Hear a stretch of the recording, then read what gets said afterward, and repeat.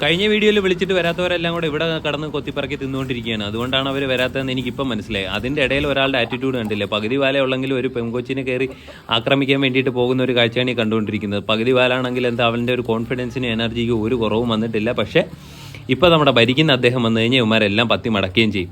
അതോടൊപ്പം തന്നെ ഈ കാണുന്നതെന്ന് പറയുന്നത് ഒരു സ്റ്റാർ ഫ്രൂട്ട് എവിടുന്നോ കിട്ടിയത് വലിയ നിധിയായിട്ട് ചുമന്നുകൊണ്ട് കിടക്കുകയാണ് ഇദ്ദേഹം. എന്തൊക്കെയോ കാര്യം പറഞ്ഞുകൊണ്ട് പുറകിലൊരു പാവപ്പെട്ടവൾ വന്നിട്ട് ഇച്ചിരി തരുമോ എന്ന് ചോദിക്കുന്നുണ്ടെങ്കിൽ ഒരു മൈൻഡും ചെയ്യുന്നില്ല. ഒറ്റയ്ക്ക് കൊണ്ടുപോയി കൊത്തിപ്പറിച്ച് തിന്നെയാണ് ഈ അഹങ്കാരി.